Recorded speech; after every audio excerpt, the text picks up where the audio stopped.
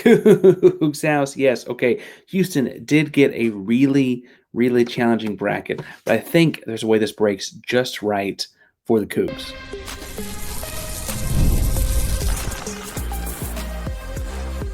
You are Locked On Cougs, your daily podcast on the Houston Cougars, part of the Locked On Podcast Network, your team every day. Welcome to Locked On Cougs, daily podcast all about your Houston Cougars. I'm your host, Houston-born teacher and coach Parker Ainsworth. And whether you're a Houston fan or just a hater who comes step by, thank you for making Locked On Cougars your first listen of the day. Please make it your first listen each and every day. Might even be your second listen day, as this is a bonus edition of Locked On Cougs. We got a full episode looking at spring practice and some interesting things that Deion Sanders has said about practice that I think Houston could take advantage of. But this is going to be looking at March Madness because it is March, and March is the Houston Cougars month. It's going to go dominate the college athletics landscape by taking full advantage of the NCAA tournament. Now, I will say in today's episode that is brought to you by Nissan, more on that fun later, that I looked at the bracket and I do feel like Houston got a really challenging quadrant, a really challenging region of the March Madness bracket, given how good they were all year, given how highly touted and ranked they were all year. I feel like they deserved and earned maybe a little bit lighter lift here and there. I think part of the reason is that they're in a bracket where the 2 through 4 seeds are maybe lighter, but they're playing much closer to home in these Sweet 16 Elite 8 games. Those teams are all playing within 3 hours, Houston being over 1,000 miles away. I think Houston got a really challenging bracket in the bigger double-digit kind of seeds, McNeese State, right?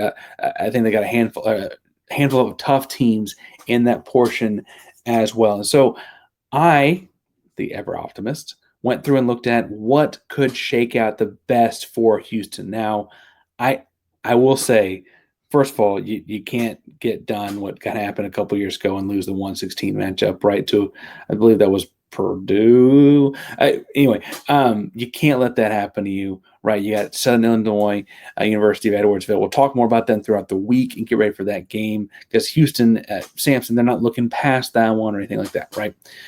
As far as what you want in the round of 32, I do think Houston got as challenging a round of 32 as anyone in this dance could have. I'm back and forth on Georgia and Gonzaga. Right now I'm feeling coin flippy. Gonzaga is the analytical darling, crazy good offense.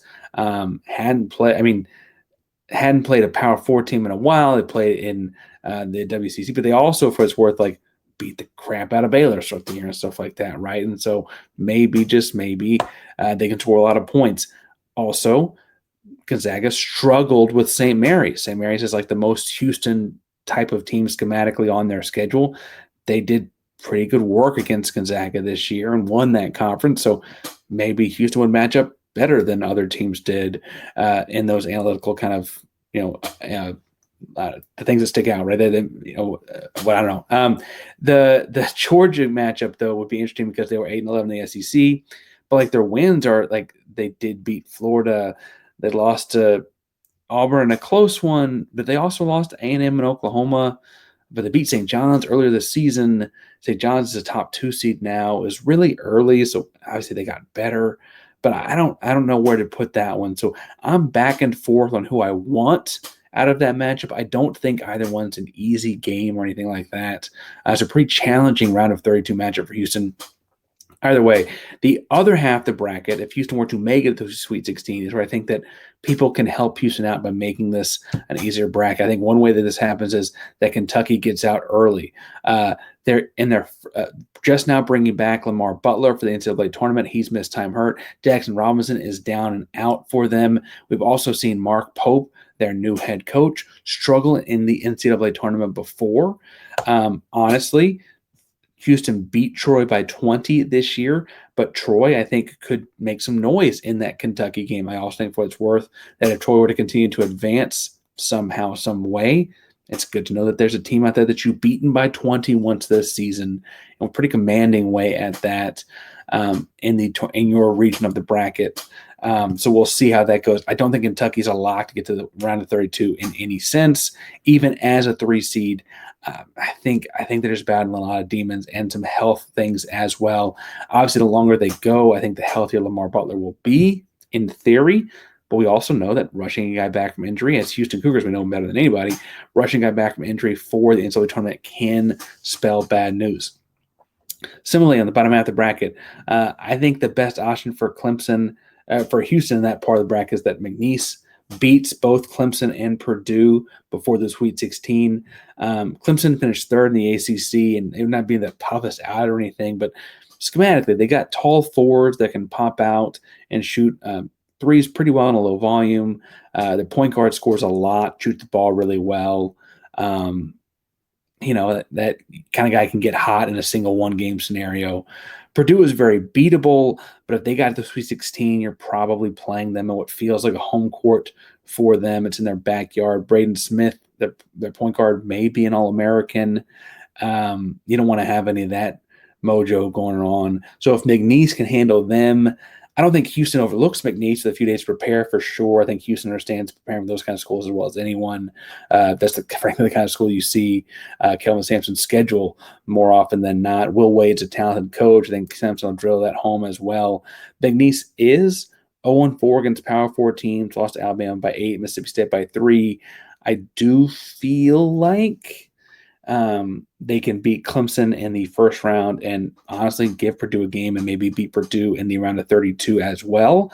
And frankly, I don't mean to say we're rolling the dice with them a whole lot, but just at the surface level, the idea they'd go from 0-2 against Power 4 teams at the start of the year to knocking off 2, 3, 4, 5 feels like it's hard to believe.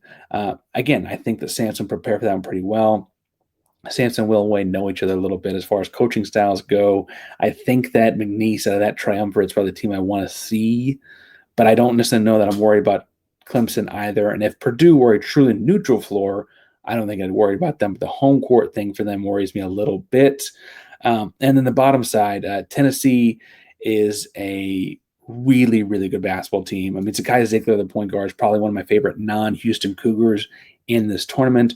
Rick Barnes has a Final Four under his belt. I think just the one. I'm sure he's got a couple Elite Eights in there and stuff too, right, from his times at Texas and stuff like that. But they're a crazy good defense. Like if you look at Houston, the rankings defensively, Tennessee is pretty much neck and neck with them across the board. 44.2 defensive effective field goal percentage is like top 3 in the country.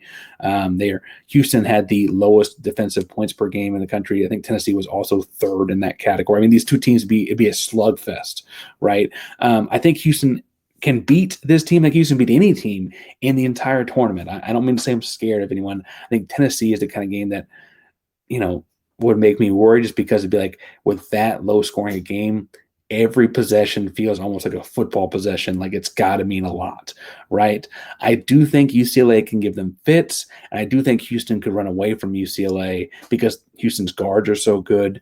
So I wonder if UCLA can maybe take care of Tennessee for Houston in that instance. That would, I think, be preferable. Again, I don't think there's any matchup in this region that Houston can't win. This isn't like you need someone to help you out kind of a thing by any stretch, but there certainly are easier paths than others. So if you're like looking at the bracket, like what do I want to happen? Look, I don't know what you want out of Georgia and Gonzaga. You want Kentucky to get knocked out early because they got a lot of 4-star, 5-star talent on that roster. You want Purdue to fall to either McNeese or Clemson. I think it'll be McNeese. And you want Tennessee to lose at some point. I think it's the Sweet 16 to UCLA, or if not earlier, to kind of avoid the potential slugfest there. Now, I say all that to say that Houston should be all right. They're going to play well. They're going to beat good teams to win a national title. And I think Houston's got the ability to do all of those things. And the home court thing we're worried about with like a Purdue or whatever in the Sweet 16 gets flipped on its head when you get to host the Final Four in San Antonio, right? And so ultimately, this is the path. No path is easy, but there's no path that Houston can't come out victorious on. It's going to be hard. I'm not guaranteeing anything, but I do think there are a lot of games that Houston can win because I think, frankly, as we've seen this year, there are always games. There are only games Houston can win. There's no games that Houston can't win. Now, we're breaking down more this week. I got some people coming on to talk about Southern Illinois University of Edwardsville. They kind of got a magical run going, and so I want to make sure we give them proper, credence on that and kind of acknowledge that as we go into playing them in the first round. I'm also looking at what happens with Gonzaga and Georgia. We'll get some of that stuff out as well. Locked On's collaborating with Amazon, as you hear about in a second, on some bracket breakdown stuff. That's taken some of my time as well. So split in a lot of different directions here as March Madness is truly mad for the Houston Cougars and more. So check out the feed, hit subscribe on YouTube, hit the bell so you know we're live, so you hit us each and every day at Locked On Cougs. Locked On Cougs, primarily Locked On podcast, with your team every day. Oh, wait 1 second. The NCAA tournament is here, and so is the bracket breakdown. Locked On Podcast Network and Amazon Fire TV channels are teaming up to deliver NCAA tournament coverage like never before.